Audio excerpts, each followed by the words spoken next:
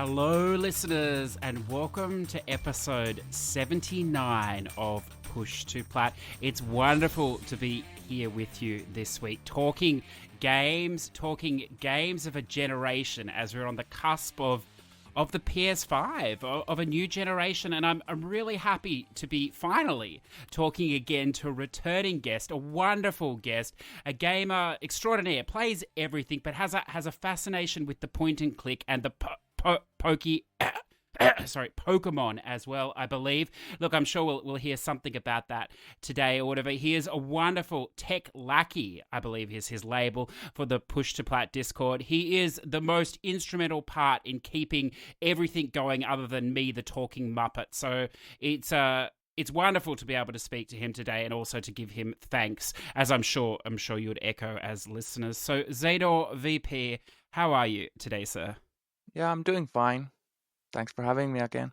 Yes, not a problem. I was thinking the last time we did it, as you said, it was the Final Fantasy 12, where we had that disastrous situation where we recorded and then we lost it all and then we redid it, but it was so much better the second time, I thought, sir.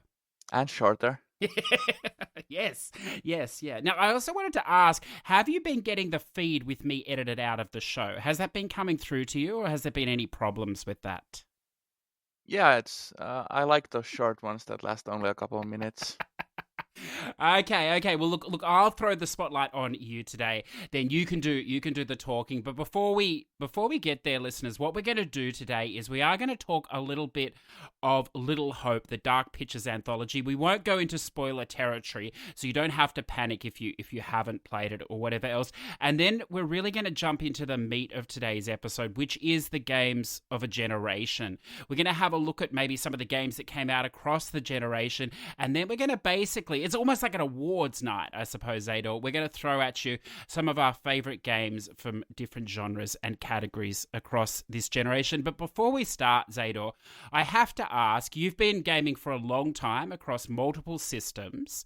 How does this generation, of course it encompasses more than just the PS4, but related consoles as well, how does it stack up for you compared to other generations? Well, I still think the greatest games of all time are from the SNES era and PlayStation 1 and PlayStation 2. But I like PlayStation 4 era much more than PlayStation 3. Yeah, okay, I like that. So look, let's save that for a moment then, and I do really want to get into this Dark Pictures anthology, Little Hope. We haven't talked about this game yet, Zador, but I really want to know, did you enjoy it? What did you think? Yeah, Until Dawn is still the best game Supermassive Games has made, but I'd put Little Hope as Mm-hmm. their second best game. So it passes Man of Medan for me, which used to be my number 2. Can I ask, like, obviously we're going to avoid spoilers here, but can I ask why you preferred this over the Man of Medan? Yeah, so there's multiple reasons. I like the characters more. I especially like the fact that we have some adult characters this time, not just, you know, young adults, but like Mm. actually older characters. Mm-hmm. And I like the setting a bit more and the monster designs. It's not too much of a spoiler to say there's No, monsters in it. no, of course. And I like the gameplay features and changes they've done. Like when you play multiplayer in this one, you have the feature that if two players both look at the same collectible, your characters will pass them along to each other so that both of you look Mm. at them like one after another.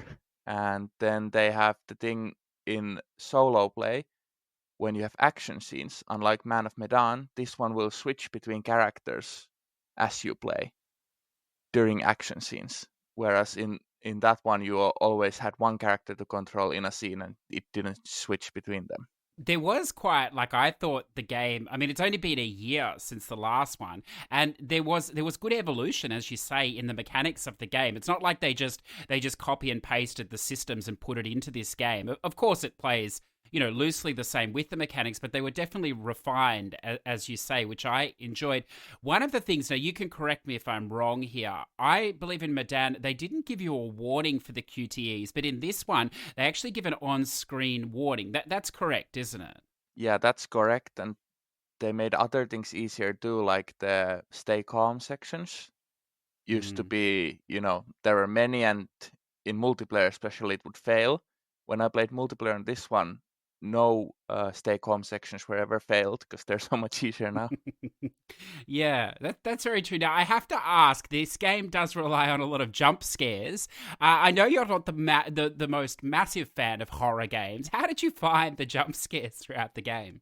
Yeah, well, looking at the trailers before launch, I knew one type of jump scare to wait for, so those never got me. But there were a couple others which happened when I wasn't ready for them. Yeah. But I still think they were mostly okay Mm. because none of them were like really scary. I was a bit more scared of some of the things that Until Dawn had, but let's not talk about those either because those are spoilers for Until Dawn. Yeah, of course. It's funny you say like you were prepared because like the reoccurring scare, it got me every time. And now I know you've done multiple playthroughs for the Platinum, which we'll get to in a moment, but I've done a couple of playthroughs and I know they're coming and it still gets me, which is wonderful. I think, just a bit of a jump. But I remember playing with this dude years ago and we had to play, it was for some event or something, and he drew Resident Evil 7 and he hated horror games. Like, he never played them. He couldn't handle them. And he was determined to finish this game for this event. And he actually watched a walkthrough. He always kept the walkthrough a couple of minutes ahead so he would know exactly what jump scares were coming, which I thought was fantastic. I mean, that's dedication, Zador, to the plat, isn't it? Yeah, that's brilliant. I actually did that with Vanishing of Ethan Carter, which has basically just Mm. one jump scare. But I made sure to look at a video walkthrough to find where it is, so it wouldn't get me. I like that. I like that. Now, I want to turn a little bit to the overall game. Again, treading very lightly here. So, when I started this game, and I made this comment, I think recently, one thing that struck me is that it's a more open game in a way than Man of Medan, because you're not on a ship, you're not in a confined space. You start on a road, and that's as far as I'll go, and then you go on offshoots off this road, basically. But one of the things that struck me straight away was how linear the game was, because it definitely funnels you on. And I quite enjoyed that, obviously, in Man of Medan, because you were in a ship and it gave the illusion of, you would be in confined spaces. But in this game, it's open world, for want of a better term. You're out in the environment. And the first thing I thought, probably 15 minutes in, was like, wow, this is going to be tough for this franchise, for this anthology, of which there are more to come. It's going to be hard to sustain this model when their games are predominantly on rail games. Now, as the game progressed, I did very much enjoy it. But I mean, do you like that? Because it is a very linear game. What did you think of that? Yeah, so I don't mind games being linear, and I did enjoy having a bit more openness to the areas because, as you said, Medan was very confined with small rooms and deliberate camera angles, so you'd be spooked by something in the foreground or the background. Mm. This also had deliberate camera angles, of course, but I think they were a bit better made. It wasn't like, oh, something's gonna be here Mm. in the foreground when you move. Instead, it was mostly things like after you leave a scene, something will happen. The camera lingers on something. But the linearity, I didn't mind it. And I especially like the part where we actually return to some places with different characters right after other characters have left it. And things will Yeah. be a bit different this time. That was pretty nice. It is. It's a wonderful mechanic, and I suppose that leans so well into playing with somebody else with the online multiplayer. So I want to ask you now a little bit about the multiple playthroughs, a little bit on the trophies. I know it's not exciting perhaps, but some of the listeners, they like the trophies, Zador. One of the problems I had in the first game was these two playthroughs, the hearts and the heads playthrough. It was very frustrating. It was also very hard to see which was which unless you were very close to the screen. Now that you've got the plat or whatever, can you talk to the trophies, loosely if you like? How is the plat experience? Is there anything to watch out for, etc.? Yeah, so the heart and head decisions are still there and they're still kind of hard to spot. I don't know why they can't make them, more visible. Having a white Mm, outlined icon behind white text is a really bad decision. But yes. now they added some very good quality of life improvements that you can, in the pause menu in solo play, you can see if you've been selecting the correct options. It'll say something like you've chosen heart every time it's been possible. Mm, And in the scene selection thing, you also see the icons for which choices you've made. So if it shows both heart and head, then it means you've chosen both. But if it only shows one, then you've passed that as a heart-only run, basically. So it's a lot easier to keep track of. And then trait trophies, so like characters being fearful or characters being brave, they matter a lot more this time than they did in Man of Medan or even Until Dawn. So the trait trophies, this time instead of having them be a specific thing, it says be one of the top 2 traits for that character. So it won't automatically be bad if you lean towards something, if you can still kind of steer it towards having the main trophy trait as the second best trait. And then character relationships, there's one for Andrew having a good relationship with all characters, which is different from Man of Medan. And then the other 4 characters have a pairing trophy. So 2 trophies. And other than that, there's really no difficult trophies. There's some trophies for saving all of the characters, which you'll do, and trophies for killing all of the characters. And then there's also a trophy for killing all of them in a specific place, like how Heavy Rain had on the PlayStation 3. Yeah. One of the great things, if you're not used to this series, listeners, is it does have a wonderful saving system where you can actually go back scene by scene and make different choices and basically clone a save off it, can't you, Zador? Which can save time potentially if you only need to play certain sections. But roughly, how many playthroughs are we looking at for the Platinum here, would you say? Yeah, so I think it's 3. There's no shared story trophy requirement this time, so you only have to do a solo playthrough and a movie night playthrough. And you have to do a heart and head, so you can actually do those as the solo and the movie night one. But then you also need to do the everyone dies, and everyone dies in a specific spot, and everyone lives. So everyone dies in a specific spot requires you to play from a certain point with certain decisions so that they all die in the correct one. There's a guide already out on PlayStationTrophies.org from Mendel, and I think that's an accurate guide. So if that says 3, then it should be 3.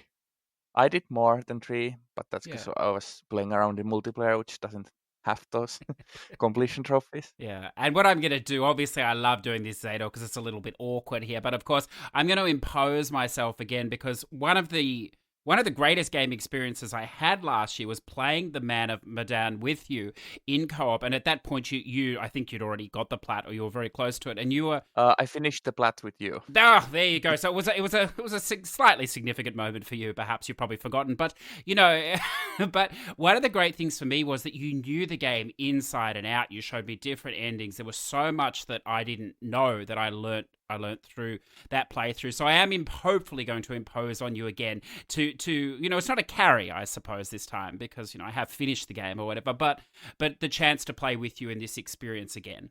Yeah, I don't mind. I've already done 2 multiplayer playthroughs with different people, and I've had fun every time, so I don't mind.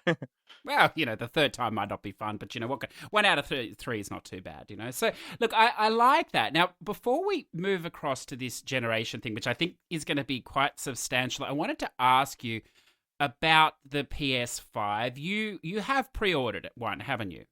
Yeah, I've pre-ordered 2. One will go to my brother, and one will go to me. And we pre-ordered digital, and we also pre-ordered the disc one. And we're gonna get the digital on release date. That's already been confirmed, but the disc one will be December or next year. Fantastic. So, I mean, we're only talking a couple of days then from time of recording until this is in your hands. What is the first game you'll be playing on the PS5? Well, it'll be a bit longer than a couple of days for me because the Europe will get it on the 19th. Oh, that's right. Okay, well, Yeah, well, anyway, the first game I'll play, I don't know. I've pre-ordered some PlayStation 4 games, which have the upgrade to PlayStation 5. So potentially I could be playing those, or maybe Astro's Playroom. Well, there's also this Bug Snacks, I think, as well. Oh, yeah, I'm definitely gonna play that. Yeah, it looks like a cute sort of little platformy type game or whatever else. And then I think you also alluded to me that you might be doing some Assassin's Creed in the near future as well. Yeah, Valhalla. I've pre-ordered that on PlayStation 4, and so I guess I'll be replaying that on PlayStation 5 if it has a different trophy list. I did that with Black Flag on the PlayStation 3 and PlayStation 4 back in the day, so I don't mind. Yeah, good.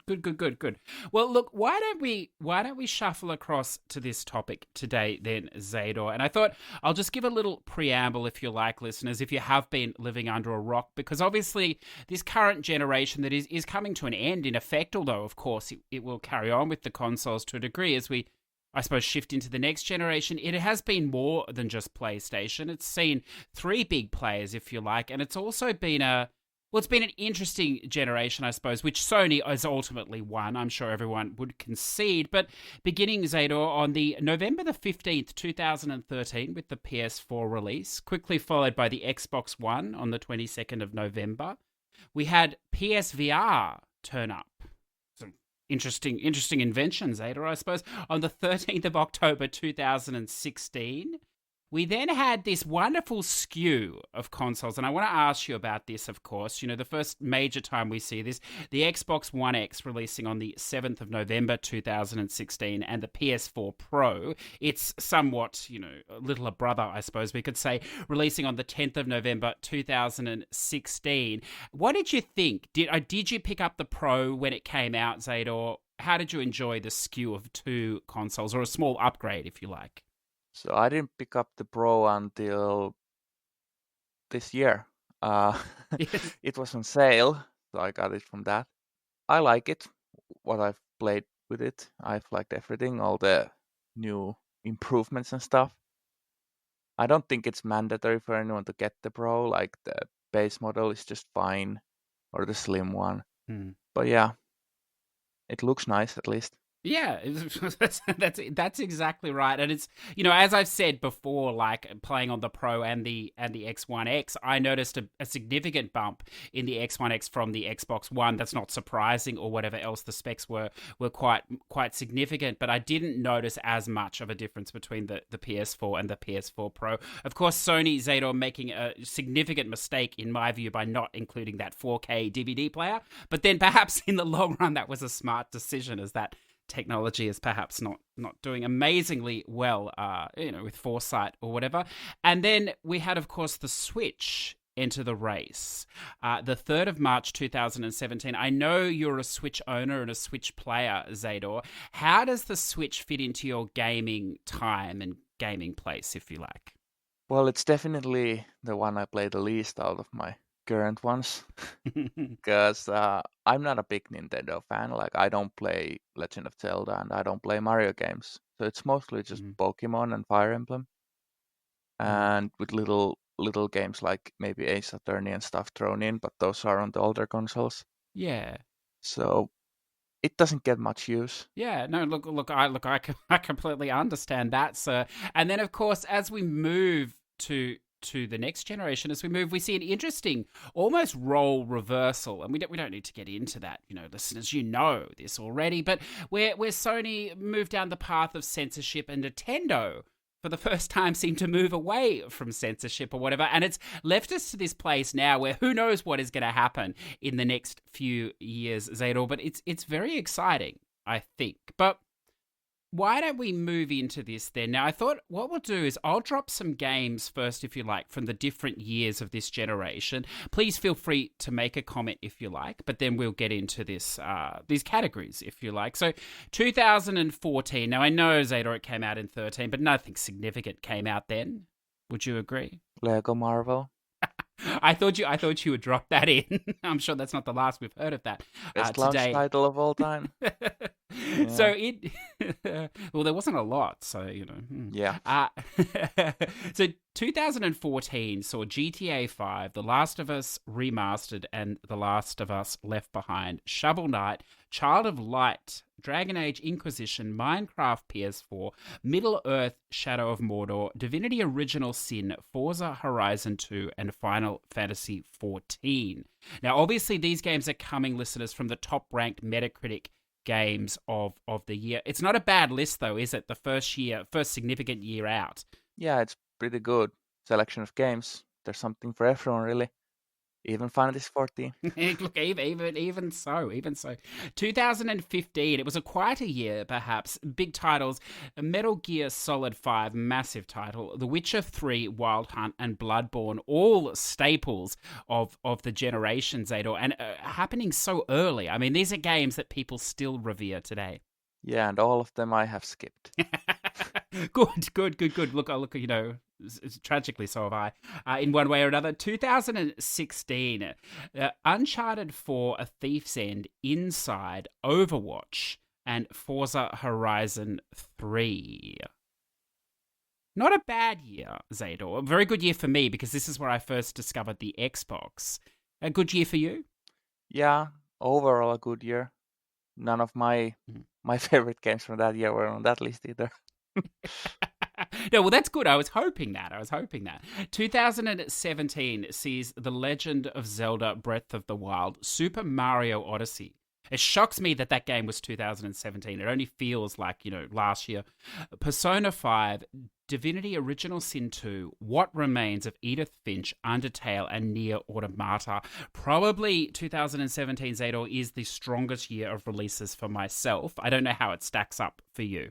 Hard to say because I don't remember when every game was released, but out of the ones you just mentioned, for example, there was What Remains of Edith Finch and Persona 5, which I didn't play, but that is still a great game. And then there was something after that and between Edith Finch. I already forgot, but something great. Oh, and Nier Automata, of course. 2018 brings Red Dead Redemption 2, the game too long for anyone to finish, Zador.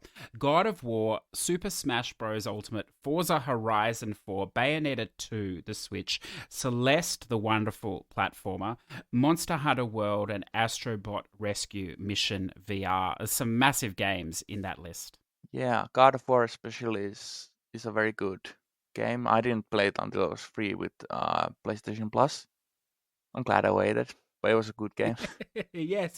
Now we're getting closer to modern day, listeners. 2019 brings us Resident Evil 2 Remake, Sekiro Shadows Die Twice, Monster Hunter World Iceborne, the expansion, which was really a whole nother game, Apex Legends, Devil May Cry 5, Slay the Spire, the wonderful card roguelike game, Civilization 6, Dirt Rally 2.0, and of course, Zador, perhaps, I think, one of your favorite games, Felsil Arbiter's Mark. Yeah, that's a great game. I like games with Final Fantasy Tactics and Tactics Ogre were basically the innovators for that kind of tactical role-playing game. And Felsil pays homage to those ones, and it's a pretty good game. It just got DLC this year as well. And then we turn to the current year, listeners. Of course, many big titles still to come. A year plagued with literally a plague, I suppose. A year, Zador, that has seen very many interesting events around the world, and considering one where we're seeing Unplayed tonight as well here in Australia, which is wonderful. Wonderful to see the people dancing on the streets. But 2020 sees Persona 5 Royal, The Last of Us Part 2, Hades for the Switch, Half-Life Alyx for the PC, F1 2020, Animal Crossing Horizon, one of the biggest selling games of the year. And Zador, I saw that it outsold every PS4 exclusive game. Isn't that amazing? That is pretty amazing.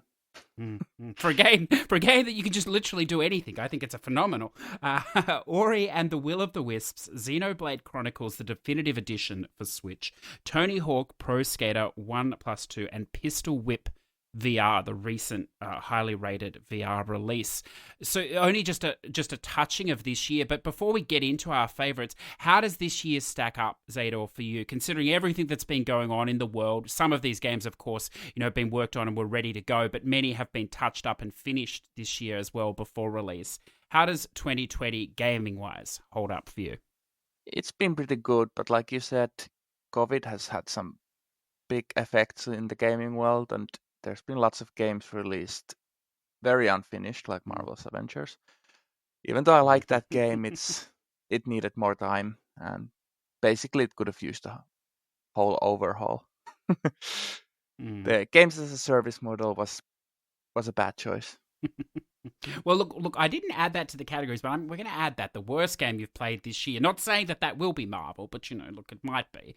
It might be or whatever. So why don't we turn now, listeners, to our favourite games of the generation. We've sort of done it by genre or whatever else. I had a wonderful person reach out to me, Zador, this week, and they said, it's a classy game, of course. They said, look, I'd never heard of this White Boys with Attitude until Styling on Your Bro came on the other week and talked about it, and they somehow found it, and it's wonderful. It's wonderful. So perhaps today, with our picks, I suppose, the things we've enjoyed, other people may find some hidden gems as well, Zador. And I think maybe we'll start with maybe one of the biggest categories, if you like, the action-adventure RPG open world. Do you want to throw some of your favorites from this generation? Well, that is a big category. There's been obviously games like Final Fantasy 15 and Kingdom Hearts 3. I haven't played it, but Witcher 3 I think applies here as well. That would be on many people's list. Monster Hunter, haven't played that either. There's so many I haven't played because they all take so long. But I think out of the ones I remember playing this generation, I would probably say I liked Kingdom Hearts 3 the most, maybe. Interesting. Okay. Well, look, I want to ask you because you are a big Assassin's Creed fan, and this was a massive series across this generation. We got The Plagued Unity, Syndicate, Origins, and Odyssey. Where do these rate? Which is your favorite Assassin's Creed game? And I know there were remasters or whatever else, but I'm not counting those for this generation. Of the 4 main titles, which one was your favorite? Well, that's a tough one because Odyssey and Origins both had great gameplay, great settings, and great improvements over old Assassin's Creed games. I think I like Odyssey more, but I like the setting of Origins more. So I'm still gonna go with Odyssey. Yeah. It's funny, isn't it? Because when I started Odyssey, I didn't like it at all. This island hopping and all this, it was too much for my small brain. I didn't like and the map, of course, was massive as well. Even felt bigger than Origins because of that factor. But the more I got into it, the more I enjoyed it. And I think, I know you 100%ed it as well. So I know you played the expansions. For me, some of those expansions were some of the best DLC I'd ever played, I think. Yeah, I think it had really good DLC, especially the Atlantis ones. I didn't enjoy the Legacy of the First Blade as much. No. That was a bit boring. Yeah, I agree. It was more the same. The Atlantis one was so fantastical. I think it was wonderful or whatever else. And look, I'm going to throw a little love on Unity as well. I know that when it first came out, it was a little dicey or whatever else, but they did work. They did fix it or whatever. And look, how can you ever forget, Zador, the number of red chests in that game? It was fantastic. Yeah, there were a lot.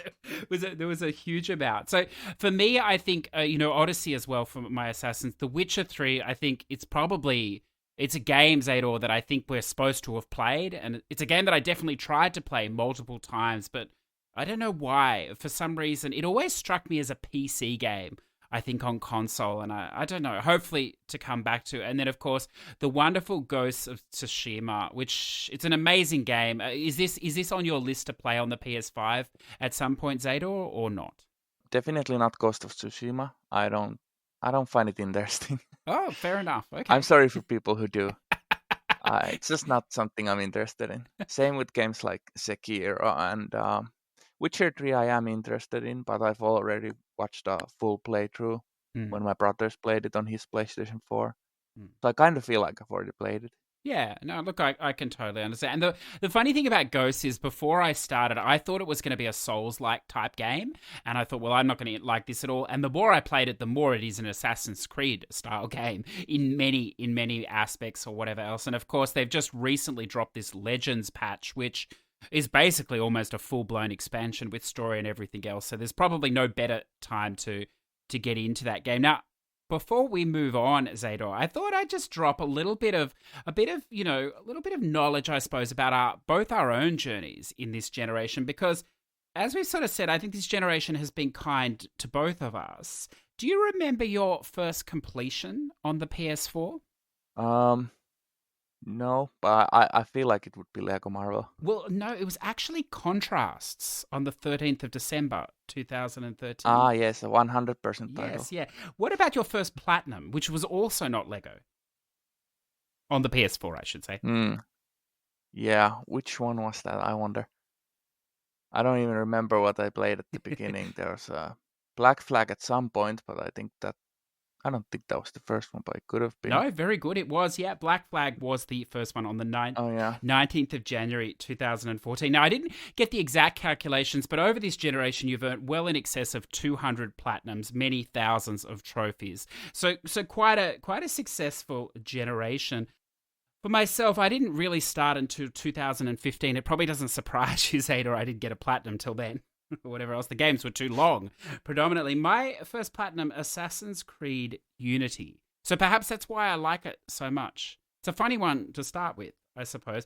Generation being incredibly kind to me with some ridiculous number of platinums and 40,000 plus trophies across. Now, this is something I found interesting, Zador, across 3,000 PS4 games.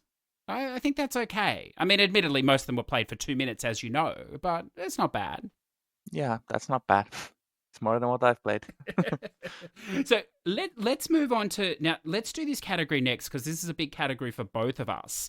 I think the JRPG category. It's been a wonderful generation. Again, predominantly driven by Sony, but then in recent years also now moving to the Switch is becoming more of a player in this area. It's an area that Xbox has struggled in for a long time, although things do look more promising into the future.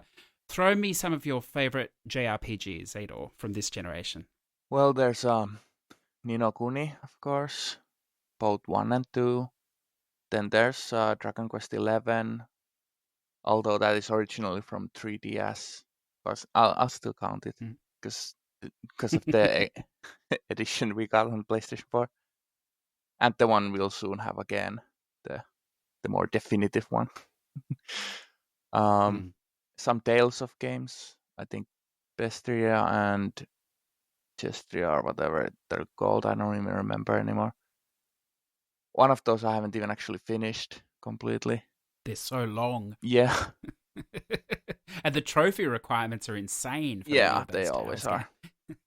Yeah, I wanna ask you. You mentioned Ni no Kuni, of course, Ni no Kuni and Ni no Kuni 2. Do you have a favorite of the two? The first one. Yeah, why is that? Because it's Pokemon. Very well. It's unsurprising that I feel the opposite. I prefer the second one. But look, I've got to ask you: did you ever play any of the DLC of the second game? I started the DLC. I haven't finished it. Yes, I don't blame you. I don't know what was going on there. It was such a fun game with some very random dungeon crawling. Well, that's all it really was. The first one, and I dropped off as well before the second one. Obviously, Dragon's Quest 11, which you mentioned, it's a massive game, and it's a game that finishes. Well, you think it finishes, but it's really only just starting, Zador. It's a game... Yeah, it finishes like 3 times. Yeah, that's right. It's a game in acts. It's a game where you can go anywhere. It's a massive game. What do you like so much about Dragon's Quest? Well, that story and how it just never stops. The characters, the world, the monster designs. I don't want to spoil anything, but the story is one of the biggest parts for sure.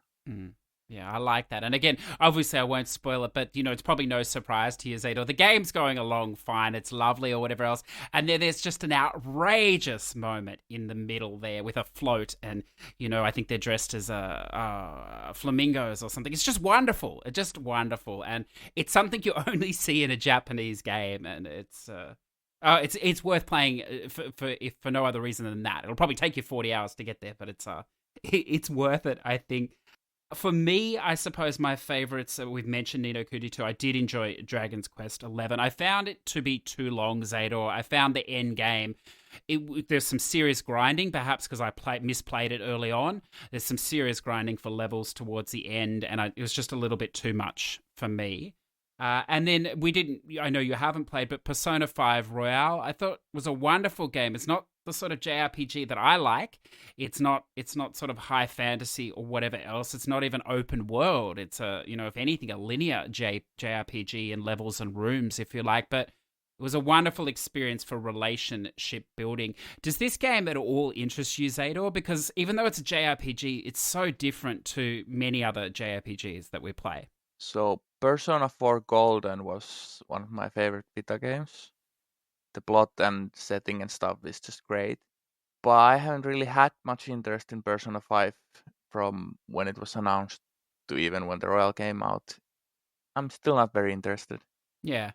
I don't blame you. It's another game that, especially with Royal, they added an extra section to it. It's another very long game, and it's incredibly narrative heavy, so it's an exhausting game to play. I don't think I've ever played a game that has 100+ hours of just heavy narrative. I know Dragon's Quest XI is long, but it's not always at you. This game really is pretty much always at you, so it's a massive endeavor if you're taking that on, as everybody who plays it says. And then, of course, probably my pick, though, and I know it's an unpopular pick because everybody hates it, Zador, you probably hate it yourself, is the Final Fantasy 15. The game that isn't really a Final Fantasy game, but, look, I loved it.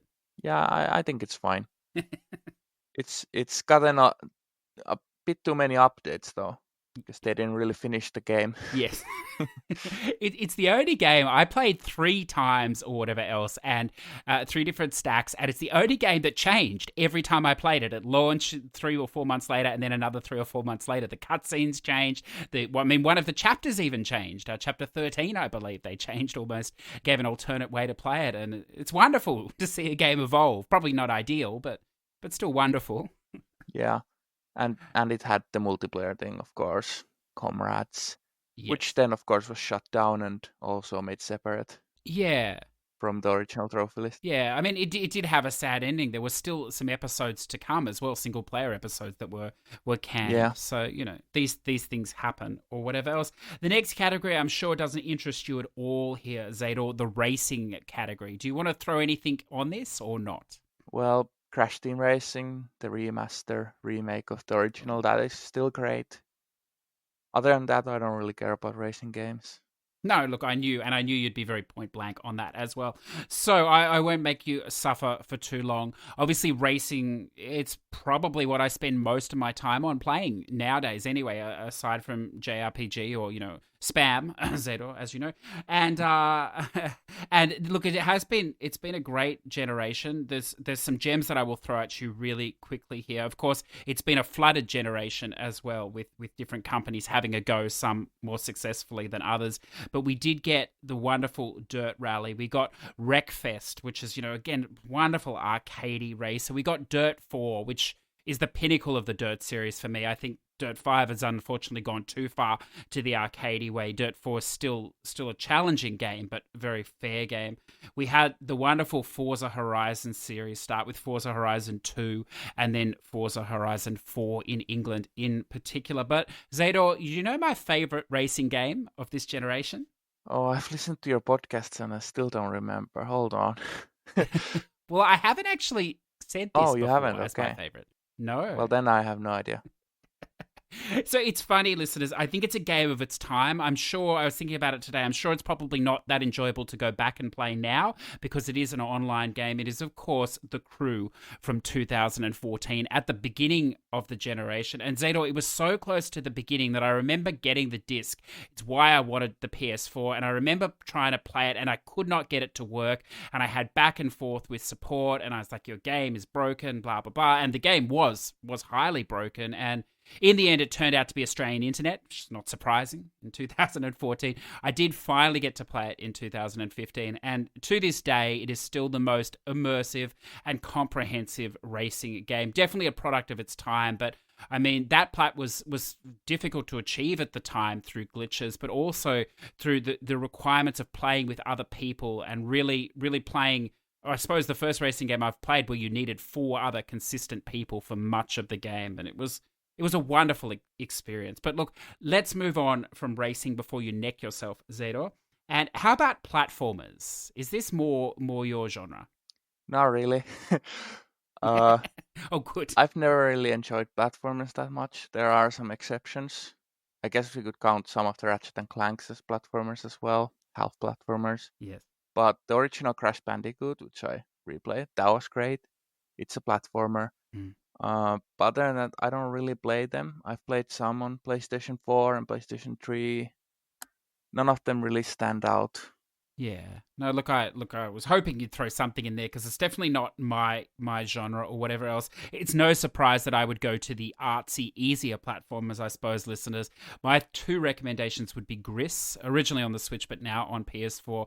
It's just a wonderful game, some wonderful music. It's easy platforming or whatever else, and it tells an amazing story without saying anything. There's no words or text in the game. And then, of course, Celeste, which can be a very difficult game, but with the assist modes makes it very easy. And it's valid to play that way because it is a wonderful story of overcoming life, I think, as well. So, no, not surprising I would lean to the artsy platformers. Let's go to a genre that does interest you, Zador, the point and click genre. Yeah, it's the best genre of games. The one that almost died and then came back. Yes. There's been many good games for that this generation, even though a lot of them are just ports and remasters. Mm. But one that isn't really a remaster or port, I would say, is Thimbleweed Park. Mm. That is a pretty great one. Good characters, good setting, very old school point and click. Mm. But then we have the remasters like Grim Fandango and Day of the Tentacle. Still some of the best games of all time. Please continue, because I have nothing to add in this genre at all. Yeah. One thing I'll say is that some of my old favorite point and click games or adventure games, because, some people would prefer not to have point and click, just say adventure game. Some of them got sequels recently in this gen, like Dreamfall, Slice's Longest Journey, and Siberia.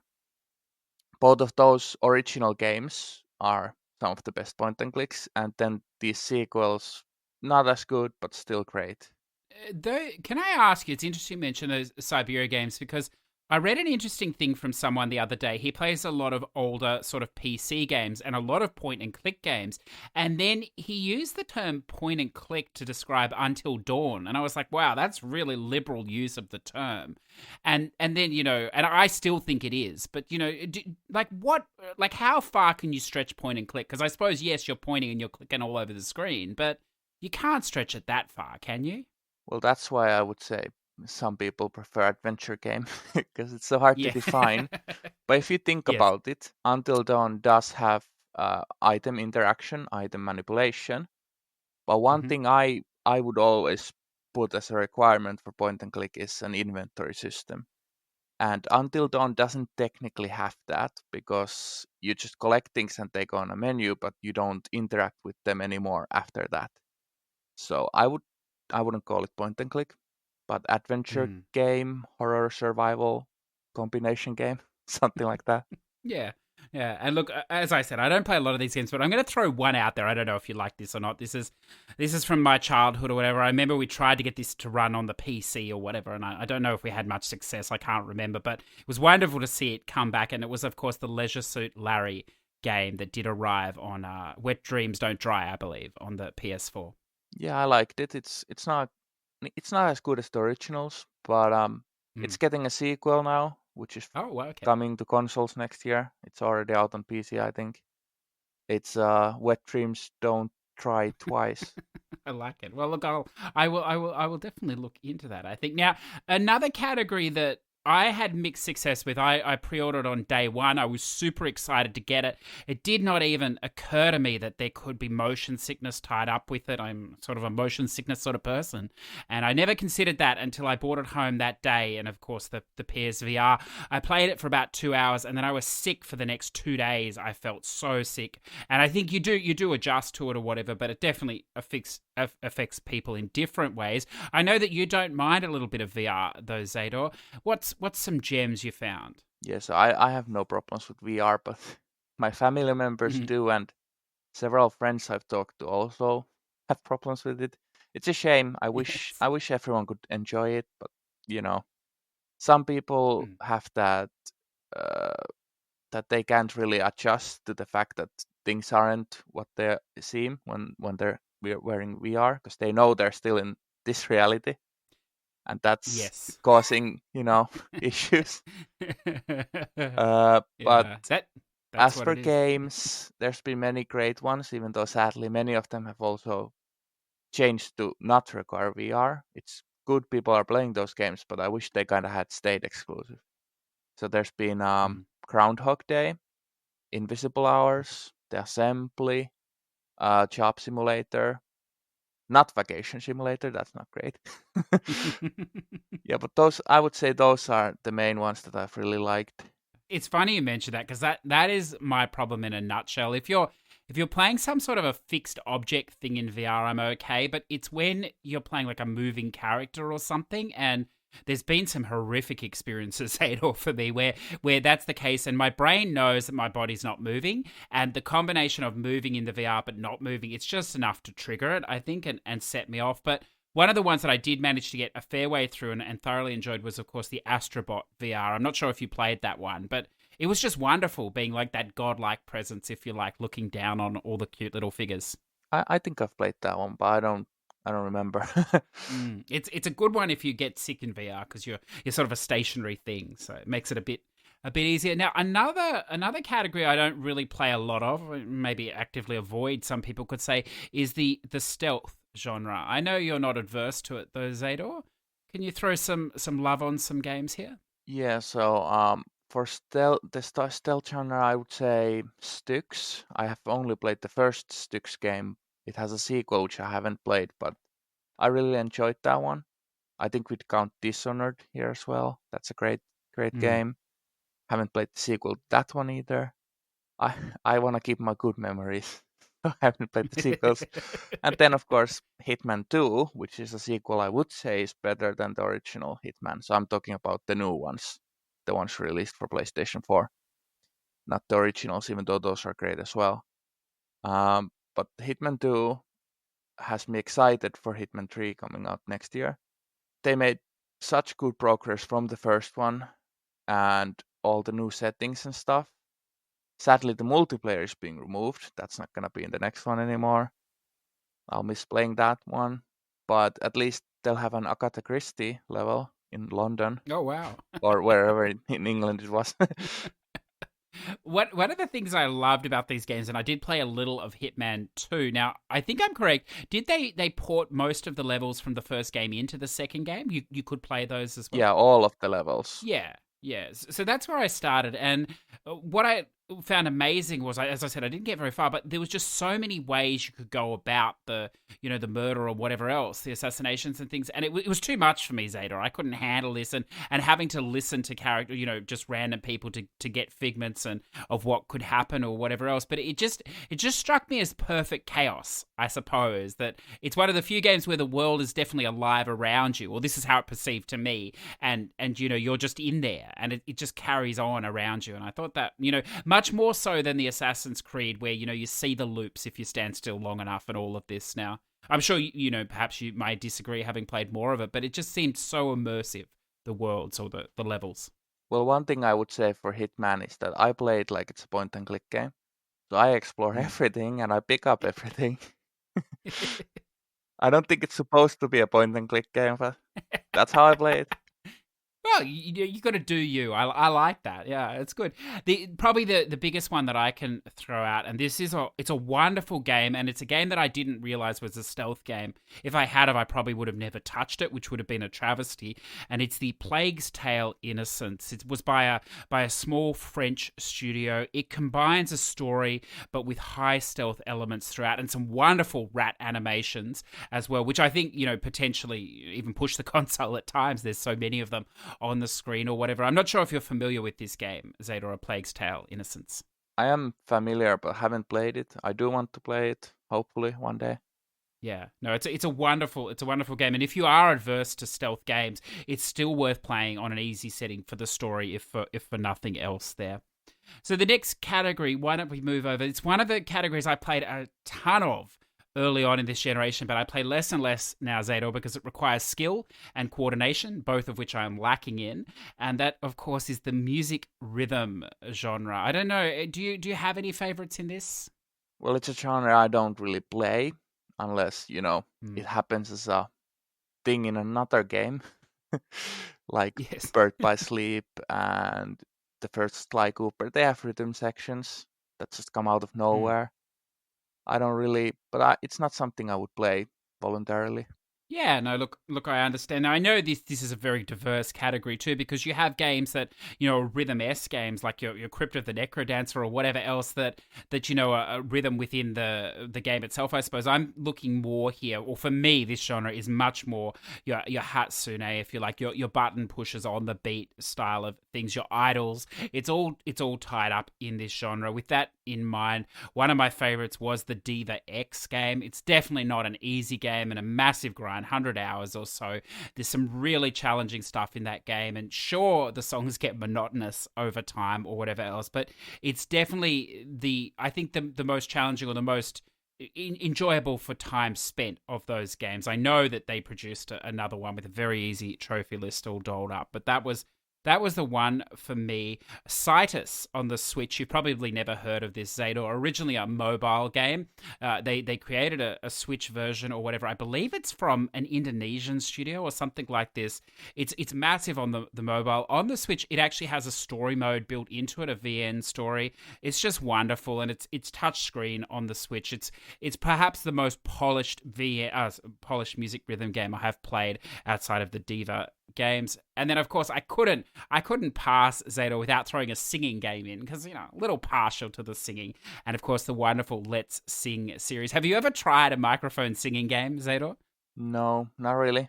Outside of, some party games at my sister's house. Yeah. But not something I would either play. But I just remembered that I need to retract my statement from earlier and say the thing about not voluntarily playing any. I will actually get the Kingdom Hearts music rhythm game, which is coming out. Yes, that's coming out Yeah. soon, isn't it? So I guess I will be Yeah, not voluntarily too playing one. Yeah, see, they won't have trapped you. I Yeah. like that. I like. We'll have to see. Now, let's move across to best narrative. So this is a pretty broad genre, I suppose. Best sort of story for you, Zador games. It's a tough thing to say, because some games I would consider to have good stories. Some people would just be like, "Huh, really?" So Yeah, of course, but this is us, Zador. yeah, It doesn't matter about but them. like I'm gonna mention Until Dawn again. It has a great story, in my opinion. Some people might disagree. And then, of course, What Remains of Edith Finch is a great narrative game where you play around and you get more of the story, and how much of it can you really trust, as you know, you've played it. And then games like Detroit Become Human, that's a great story, in my opinion, again. Most of the Quantic Dream ones are good, even though they are kind of out there. And then, of course, visual novels, like, well, we'll talk about visual novels later, so maybe I don't need to talk about that now. Yeah. Look, I would echo Edith Finch. It's a wonderful game. It's shortish as well, so it's bite-sized. Yeah, I think why that game excels is because it can be played in one sitting. I think if that game had been extended, it would have lost its value. It is a gem. For me, I'll also throw out Florence, which unfortunately is not available on console. It is available on iOS. It may be on the Switch, but of course PC as well. It's a really short experience, maximum of an hour. It's a minimalistic art style or whatever else. It's a very simplistic game, but it's totally story driven. And Zador, what I love about stories are when they're very close to real life. While I love escapism in games or whatever else, there is a time where I want to experience a real life story or whatever else. And there have been many. Fragments of Him was another one. Even Final Fantasy 15, even though highly fantasy in its thing, it still had a realistic somewhat story between their relationship. But my pick for this generation, and it's hopefully a game I can convince you to play, Zador, one day. I hope so anyway. It is a point and click, a true point and click, the Kentucky Route Zero TV edition. I'm not sure if you're familiar with this game. Yeah, I'm familiar with it, and you've already tried to sell it to me. Next year. Unsuccessfully. I'll play it next year. I promise. Next year. It is. It's a wonderful game, as I've talked to before. It's definitely for a mature gamer or whatever else. I don't know that it holds a lot of value for a younger gamer, but I think the more you're open to different art forms, the more well read you are, both in all forms of media or whatever, the more this game will appeal to you. And if for no other reason, Zador, that it was made over, when I was doing the dates, I mean, this thing was made over 8 years or something, with a small team of a couple of guys or whatever. And I think it's just wonderful that it was ever finished and then finished in such a way. So I look forward to hearing what you think when you have played that. The next category. Speaking of Yeah. finished games, I interrupt you again. No, please. Of course, since this is narrative, we should probably mention Telltale games and Life is Strange, because they are narrative games and you decide the narrative on those one and the council. I think they would also should be considered some of the best narrative games, especially since you have such a say in how they go, even if the conclusions are basically determined already. Yeah. Now you've played all of the Life is Strange games, I believe. Did you? Yeah. What did you think? Because it went more and more, I thought, to, I mean, highly narrative in the second one, but perhaps less free choice. That was a lot of people's problems, or less gameplay, I suppose. How do you find that transition? And I know you have not played Tell Me Why, which again I hope you will get to play it at some point soon. But how do you like this evolution that they're moving towards? Well, I would say I prefer the gameplay because it is kind of point and click style adventure gamey, and it's a bit shame they're moving away from it. But at the same time, I would say their best part is the narrative. So in that way, I don't mind the fact that it's less gameplay and more story. The story just has to be Yeah. good enough to actually matter. Yeah. That's very true. Yeah, good. Let's move over. It's probably a category, again, I don't think that interests you hugely. Well, perhaps not so much anymore, of course, is the MMO category. Is there anything you'd like to throw here? Well, I haven't really played that many this gen, so Final Fantasy 14, I guess. Yeah, and you did play 14, didn't you? Yeah, completed the story. That was enough for me for now. The subscription is just too much. Yes. Yeah. Yeah. And look, I understand. Of course, the game has changed massively, I suppose, since when you played it and tweaked as these things do or whatever. I mean, it's a funny genre because, I mean, how many people are playing an MMO on a trophy podcast, Zador, really? It's insane. But I suppose there's been the two big ones, FF14, which we've alluded to enough, but also the Elder Scrolls Tamriel Online. Have you ever dipped your toe in this, even for a minute, Zador? No, the only Elder Scrolls game I've played is Morrowind. Haven't played any since then. Yeah, no, that's fair. This is a game that I wish I could get into, and predominantly because it's been so well supported, particularly with trophies. Zador, unlike Final Fantasy 14, they keep bringing out patches and more content with trophies. They could learn a lot here, Square, on this side. But anyway, but it's just a game that I can't get into. I know that when you play an MMO, you have to adjust what you expect from graphics because these games, they're massive games or whatever else, and you have to adjust certain things, about the amount of voice text, if you like, versus actually reading and stuff like these. These are considerations, the length of cutscenes, and unfortunately for me, Elder Scrolls, it just doesn't sit right, and I think that's also much of the other series. And it's just a personal thing, but it's a real shame. But I think in light, Zador, I mean, how many MMOs can you really play in your life anyway? So it probably a good thing. Yeah. So let's move across to the shooter category. I don't know that either of us are massive shooter gamers or whatever else. Do you have any love for any games here? Shooter. I haven't played that many this gen. I used to play a lot more of them, like on the PlayStation 2, but then I just kind of lost interest. I occasionally play some, but mostly not. Like, I don't care about Call of Duty or Battlefield. None of those. Yeah. No, look, I understand it. It's funny talking to people each week, especially, slightly older gamers. And, a lot of them, they're all the same. They all played Call of Duty when they're younger or whatever else, and they all sort of gravitate away from them. But having said that, I do love the Division series. I think partly because the story that's tied up in there in the open world, also the seamless integration with playing with other people, and the matchmaking is a big thing for me because, as I've said before, I'm not a big fan of party chat. I don't I don't necessarily seek out people to play games with or whatever. So having a game where you can actually play just through matchmaking, and it's not really a requirement to talk. It's obvious where you're going. It's obvious what everyone's doing. Sure, maybe the really tough missions, it's going to be too tough to do it that way, but the majority of the game can be played that way, and the same for Division 2. And I think, if you're a single player gamer like myself, I think games like The Division and even Final Fantasy XIV, they're a great way to play with other people without actually, Zador, having to play with other people, which it probably sounds bizarre, but they definitely work like that. Yeah. No, I don't really know what to say. There's nothing you can say to that, I suppose. Next up, why don't we chase it with your, probably least favorite genre? I imagine the genre of horror games.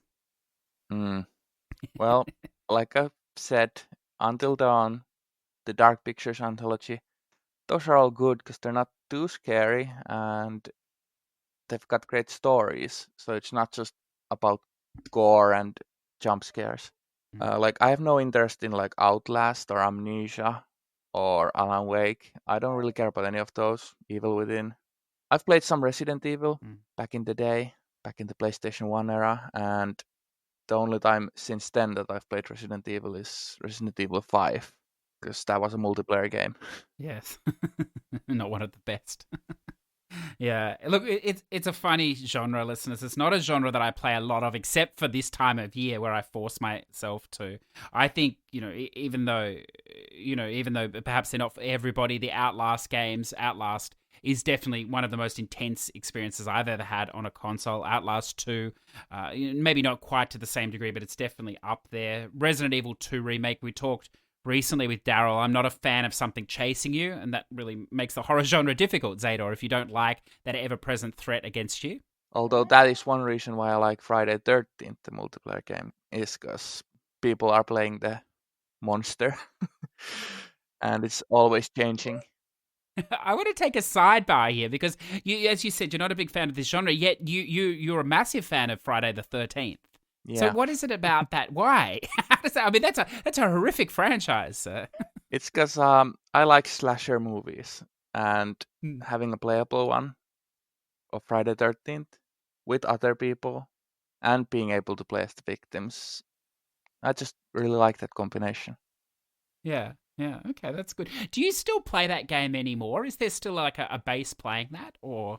Yeah, I play it occasionally, and I think it still has players. I haven't checked any of the recent updates, but maybe next week I will. Friday the 13th is next Friday. Oh yeah. Perhaps I'll play. And then look, I'll throw out a game that I could never get into, Alien Isolation. I know it's a massively hailed game in this genre or whatever. It was just too clunky for me, the map and everything. So that's on me or whatever. Control, which we've talked about before, I think that's a wonderful game. And while I didn't find it as horror, I noticed that it's listed as horror in many directories or whatever. So we'll put it there. And then a little known one, perhaps, Layers of Fear 2.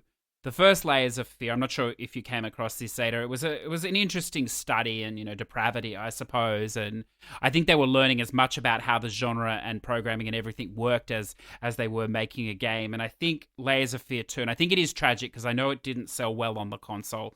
I believe it did quite well on the PC. Relatively, it's a masterclass in suspense horror. It really is. It's a slow burn game where nothing sort of happens and you investigate. It's almost a walking sim, Zador, until it's not. And it's a wonderful study in how to pace a game, I think, and especially a horror game coming in at around 15 or so hours.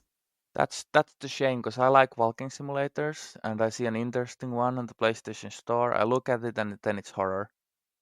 Yes. I'm like, why? I did play Kona. I don't know how to pronounce it.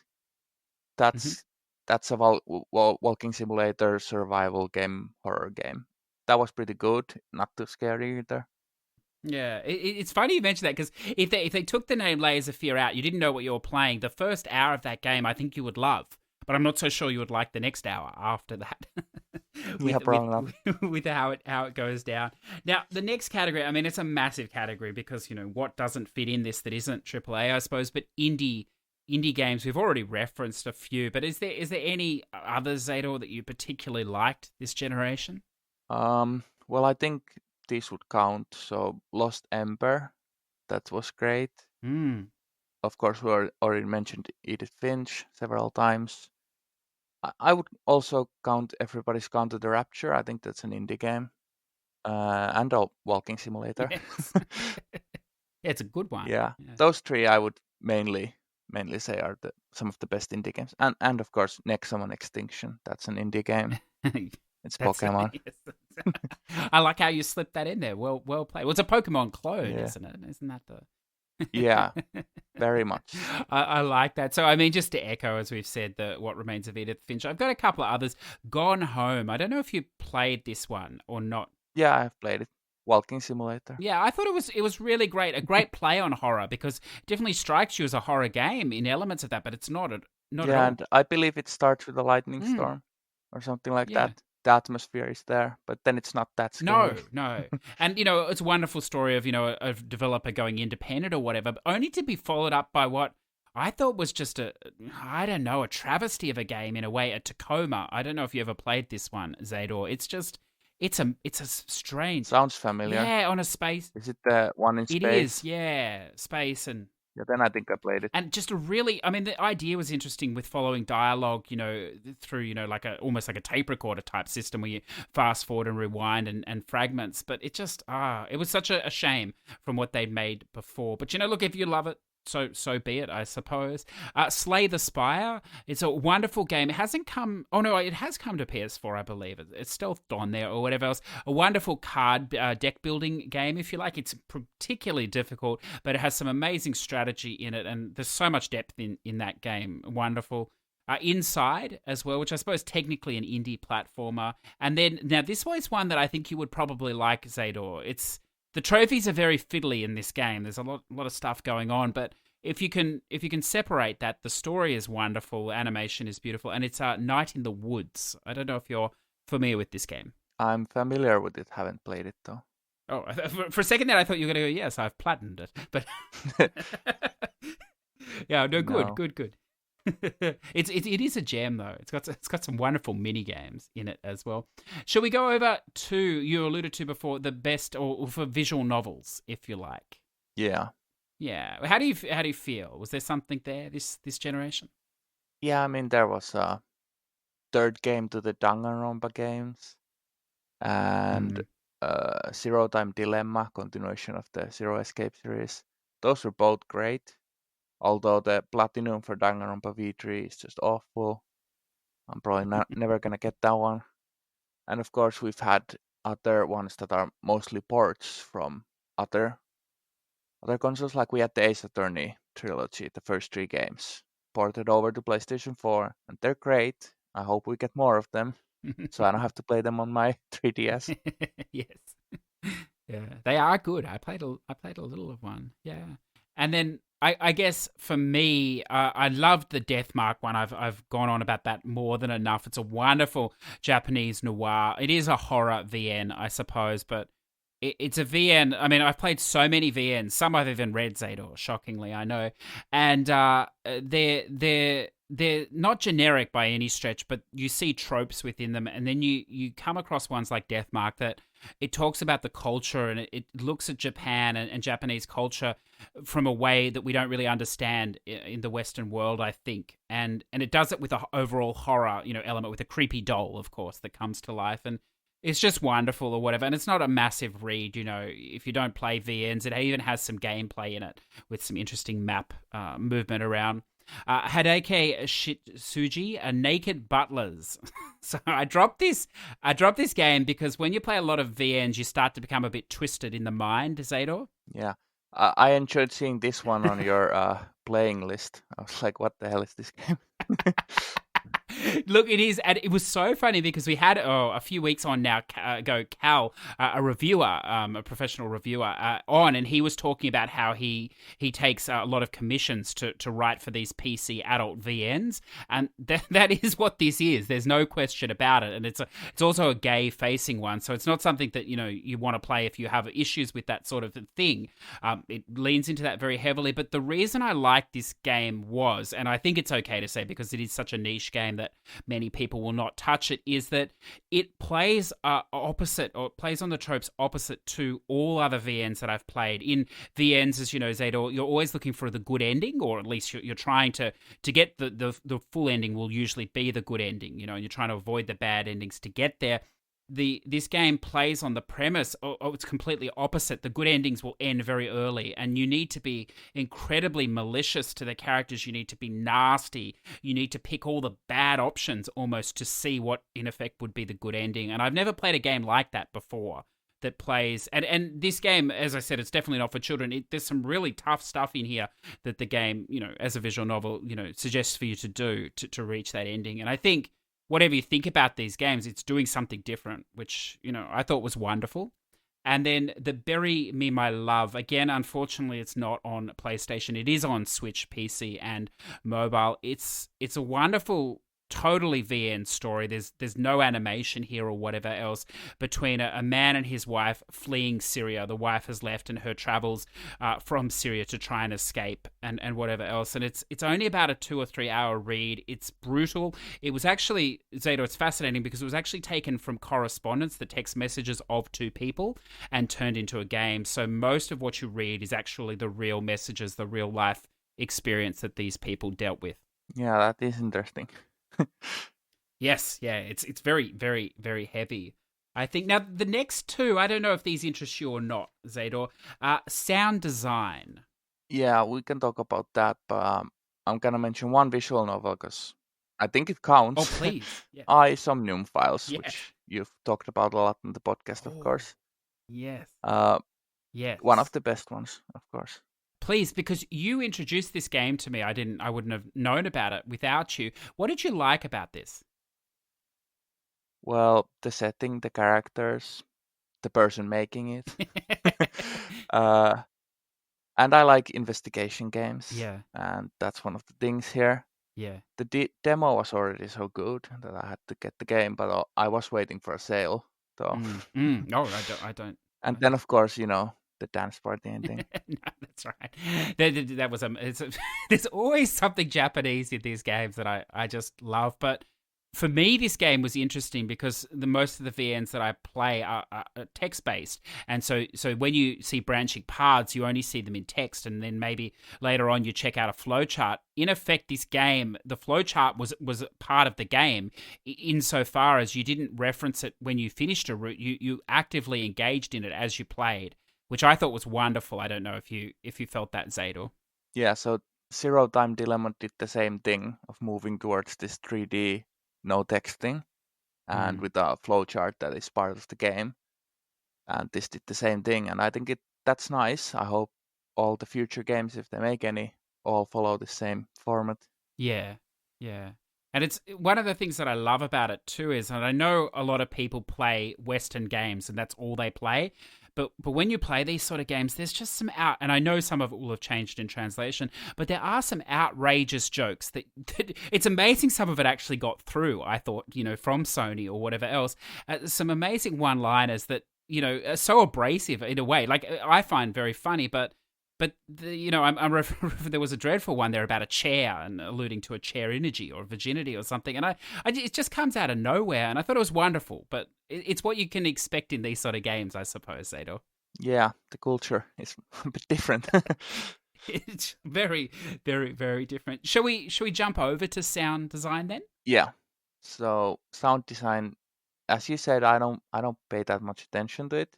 Except for horror games like Until Dawn and Little Hope, because they use sound very effectively. From Little Hope, I'd especially mention the chains one of the monster has, how they've used that. And there's an unlockable bonus feature in that game where they briefly talk about the sound design and even show how it's done. It's very interesting. Yeah. Other than that, I need to find that. Yeah. Other than that, I don't pay too much attention to sound design.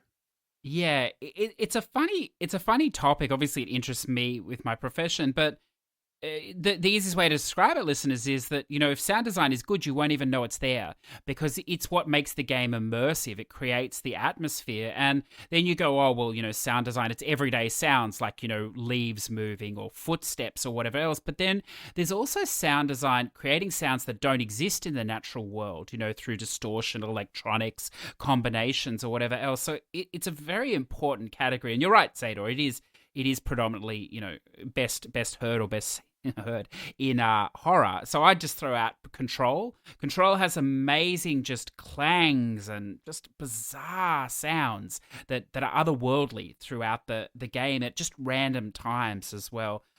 Resident Evil 7 as well. It's just a wonderful way of using footsteps to create a sense of presence, a bit like the Maid of Sker recently, footsteps above your head, below your head. They're wonderful examples. And of course, Layers of Fear too, I would throw out, because the game twists on the sound design from peaceful and relaxed to just incredibly oppressive and tense. How about, we can't talk about sound design, Zador, without talking about music in games. Is there a particular favorites here? Well, the problem with music is that all of the best ones were from decades ago. Yes, well, that is true. But for example, the intro to Dark Pictures Anthology games, that's pretty good. I don't remember what the band artist name is now, but it's an interesting one. Then some games that have had good music mostly are role-playing games, in my opinion, because they have to have this music for either scenes or throughout the game. The overworld music and stuff is usually great. I can't tell a single name for any of the musics I've heard this generation, whereas I could name songs and music tracks from old games. Like Man with the Machine Gun from Final Fantasy VIII, or Dancing Mad, or Clash on the Big Bridge. Those are all memorable ones to me. Yeah. It's funny like that. And I mean, especially Final Fantasy, because they rework so much of their music into their more modern games as well. But I suppose there have been some. I mean, Uncharted with the Nate's theme or whatever else, Greg Edmondson. I mean, also The Last of Us, the iconic guitar opening, these, I suppose that most gamers would recognize. There's also abstract, music, almost sound design in games like Journey as well, that, maybe perhaps the music and sound design were the story in that game. And then, I mean, and I know you're going to reference because it is an old game, but there was the third version, well, 2.8 version in this generation, of course, the Kingdom Hearts with Shimomura, Zador. Yeah, Kingdom Hearts has some really great music. Yeah. But they overused the Simple and Clean one too much. Yeah, you thought so? Yeah. Did you like Although it, I though? like it. I still like it, but they overuse it. Yeah. I liked it when I heard it the first time as well. The first time. Yeah. Yeah, no, that's I like that. So now, why don't we move? We're wrapping up. I know it's a lot of games, isn't it, listeners? I'm fascinated. What your favorite sort of games and genres are, because when you start to break it down, Zador, this is the funny thing. Having played so many games over the last 4 or so years and playing more all the time, I stop and I think, like, I haven't played anything. Like, there's so much I haven't played. And when you stop, I don't know if you've done this, Ada, when you stop and you actually think, we've played a hell of a lot of games and experiences. Yeah, that's one of my favorite things about video games, is getting to like experience worlds and stories you don't get to experience either in movies or real life, because games last longer than movies, and that gives them kind of freedom to make a big long story or a short but memorable story. And then of course worlds, like I said, can be familiar ones like Egypt in Assassin's Creed Origins, or they can be just made up planets like the Mass Effect worlds. It's very true, and that's the perfect segue into our best overall games, or your must-play games, if you like here, Zeta, of this generation. What's a couple of games that people should be playing, do you think? Well, like if I had to think of a top 5 for this generation, I'd go with Detroit Become Human, Quantic Dream's best game. Digimon Story, Cyber Sleuth, Hacker's Memory. So that's the second Digimon Story game. Disaster Report 4, Summer Memories, Lost Ember, and Until Dawn. Those would be my top 5. I like that. It's funny because I pulled out 5 as well, but we didn't confer on the number before. That just worked out. That just worked out perfectly. So in no particular order, I think they're all wonderful. What Remains of Edith Finch? It's a must play. If you haven't played it, I don't know what you're doing. You know, it appeals to anyone. You can see value in this game. There's some very difficult scenes to play in this game if you're open and honest, but there's also some just frivolous, wonderful, imaginative craziness. Control, it's a divisive game or whatever else, particularly because of the map is garbage. But the game itself is something to behold. It's not an easy game. It's not, the subject matter is not difficult to deal with or whatever else, but it's a wonderfully different shooter that combines so many good elements. Even if it does run slightly dodgy on the PS4, it's going to run amazing on the PS5. Do yourself a favor. Hellblade, which we didn't actually talk about today, Zador. I don't know, have you played Hellblade? No, I haven't, and I haven't played. Well, I'll just say I haven't played it. Fair enough. It's Hellblade. It's a wonderful narrative game. We're going to see the next one coming out shortly. Well, relatively shortly. Shortly an Xbox term, Anthology, which could be years. It's a wonderful experience or whatever else as well. Forza Horizon 4, it's the definitive racing game. I don't care what anyone says. It is the benchmark. It's still the benchmark with games coming out, even now as we head to the next generation. It's a game that if you like racing, you need to play. And it's a game if you don't like racing, you need to play so you can understand where the bar should be and then sort of ask why the hell no one else has managed to achieve that. And then, of course, Zador, it comes as no surprise. Final Fantasy XIV, just bookmark 5, 6, 7, 800 hours of your life away and get immersed in a world that it values your time and the story. It's just a wonderful experience.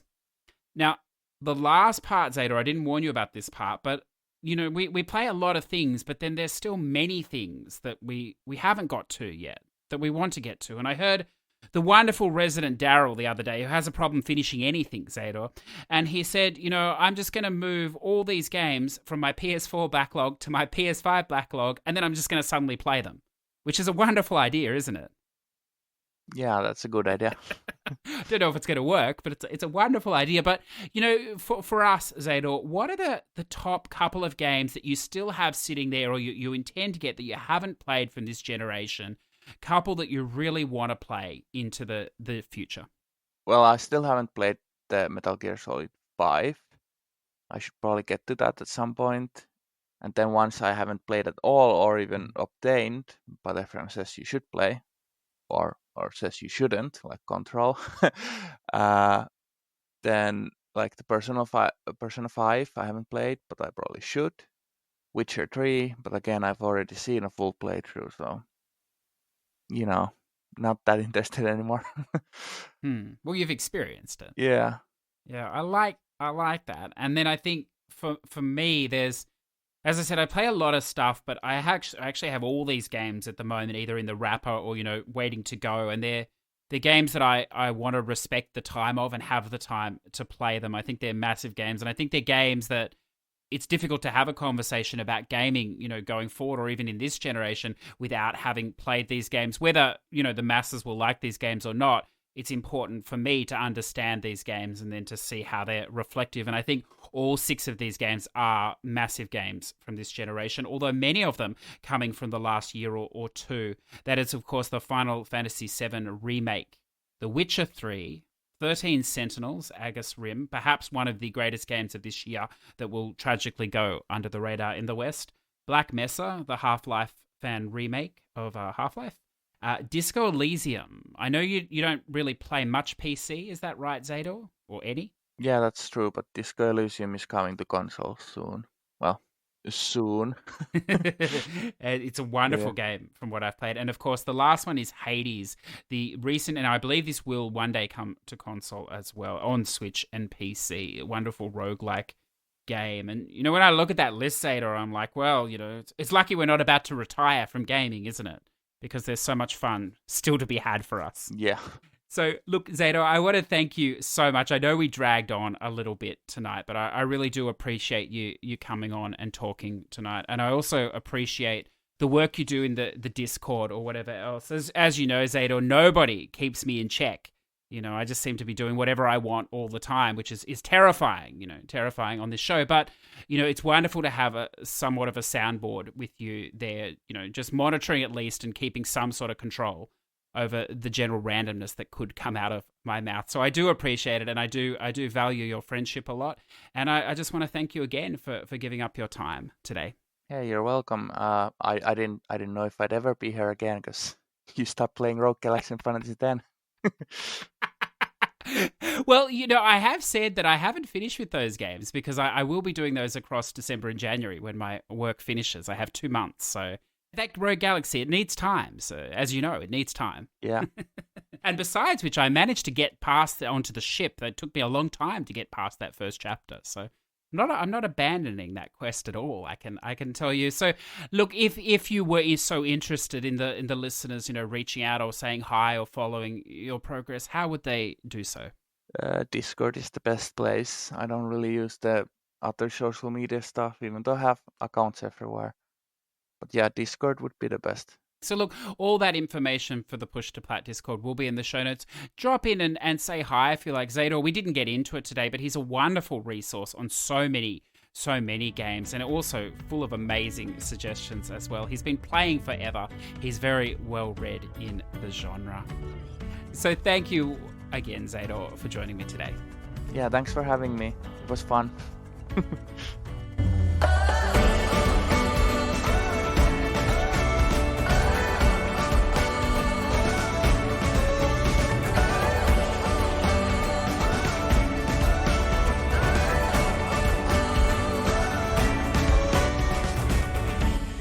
So that brings us to the end of another episode. I hope you found some enjoyment there at our look at the games of a generation. And I'd like to thank Zador for a highly entertaining conversation. Boy, we covered a lot of games. There's a big list I wrote down as well from what Zador mentioned too. So there is plenty of enjoyment for us still to come, and I'm sure for you as well. But hey, if you think we missed something, if you think there's something glaringly obvious that should have been on the list, then reach out and let us know. We're always looking for new recommendations of wonderful games. So let's move over to the Push to Plat Platinum shoutouts for this week. Of course, if you want a shout out like these fine hunters, you can drop your Platinum pick in the free to join Push to Plat community or in the thread in the Discord. If you feel like writing a little bit as well about the game, then go ahead and share, because we read that too on the show. So let us start off today with last week's guest. I'm styling on your bro, number 230 Vampire. Although the start had me thinking, don't nod off to sleep, but my thirst for platinum made me carry on. I fully embraced the game once I sunk my teeth into it. I had a bloody good time on it, despite more agonizing load screens, probably worse than Monster Energy BC. They interrupted the gameplay. This game loaded slower than the flow rate of a cadaver coagulated bloodstream. Wow. I thought the final boss would raise the stakes a bit, but it turned out to be one of the easiest in the game. He also takes advantage of the CJ messaging service here. An unorthodox shout out, but can you tell DBZOWNZ from PST.org that WWA is available on the EU store? He messaged me after hearing the podcast, but the knucklehead had all their stuff set to private, so I couldn't reply. So there you go. Actually, someone else did. Maybe it's the same dude, I don't know, reached out and mentioned that game to me. So hopefully you found it, sir, and some enjoyment there. Ed the Shed is back, Ed the Shed 2014, number 141 and 142, Just a Phrase by Paugi, PS4 and Vita EU stacks. Gaz Davis drops in 100% on Virtua Fighter 2. It's a blast from the past. I remember having this game bundled in with the Sega Saturn back in the day. I believe that gives him the bonus. I think there was a requirement for a certain number of fighting game trophies. That's why he's gone way into the backlog there to find that one, I think. But congratulations, sir, on that 5-minute completion. Best Trophy Hunter Ever, CSO. Number 533, Middle-earth, Shadow of Mordor.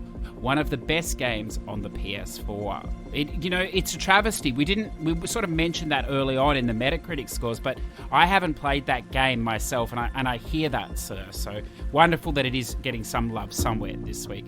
Number 538. Oh, this warms my heart, sir. Paw Patrol. Avoid or wait for a sale for 99% off. So, as you know, these games, they call to me. I can't rest until I've platted a game like this. It's just a must on my profile. And when I saw the price, it was just a little bit too much, as you've implied here. But through a twist of fate, a quirk of fate, if you like, our wonderful EB Games potentially fucking me over slightly on the new Xbox, so I will return the favour a little bit by using their system to net me a free Paw Patrol Platinum. On to Vigilant Crow, Platinum number 39. The game is more or less a Canada simulator.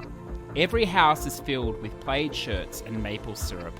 The power is constantly going out, and the characters have a weird obsession with apologising. Feels just like home, but virtual. And then Platinum number 40, a button masher RPG. With a guide, it's probably the easiest ultra rare plat I've ever played. Congratulations, sir. Off to Zuche, and it's a big one. It's a milestone. It's number 50, Witcher 3. Could you imagine having 50 plats and not taking an afternoon to do it? 50 real plats, listeners. It's an amazing achievement, Zuche, and I tip my hat to you. He's done Witcher 3, the monstrous Witcher 3. A special game for a special milestone. After more than 150 hours of playtime, it is finished. This includes both Hearts of Stone and Blood and Wine DLC. After some thought, I wanted Witcher 3 to be my 50th platinum. What an amazing trophy hunting journey it has been so far. That is wonderful to hear, sir, and more power to you as you move on to the next 50. Finally for today, our guest, ZadorVp. He drops in the game that we talked about. He's got a little to say here. It's number 476, The Dark Pictures Anthology, Little Hope. Another great game from Supermassive Games, though not everyone will feel the same way about it. Enjoyed my time with the game and had fun playing co-op playthroughs with both my brother and Mindy. Not as good as Until Dawn was, but I did like it more than The Man of Medan. P.S. I am still available for co-op sessions should anyone want to try that out.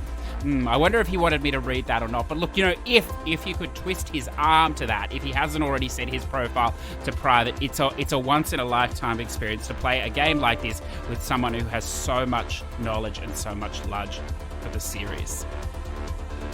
So listeners, that is us in the bag. This is, for many of us, the final episode of Push2Plat for this generation.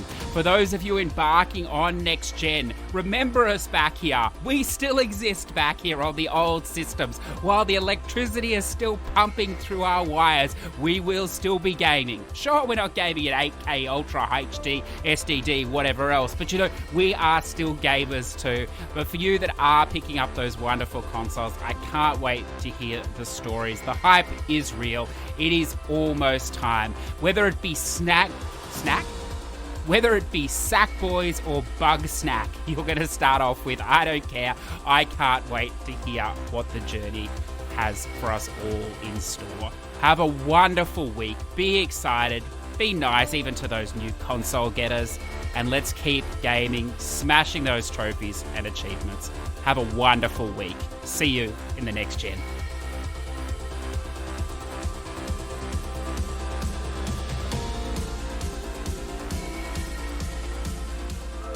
Push2Plat podcasts are conceived, written and edited by CJ Anderson in Adobe Audition. YouTube upload handled by Repurpose.io. Music licensing by Artist.io.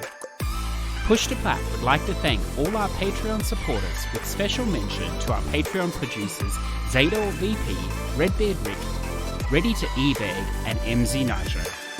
Without your support, this show would cease to exist. If you would like to say hi, jump into the Discord in the show notes or on Twitter at Push2Plat. If you're interested in supporting the show, then jump on Patreon, the Push2Plat Patreon, where you can find more information on how to support us and to allow us to continue to bring wonderful guests and topics from around the world.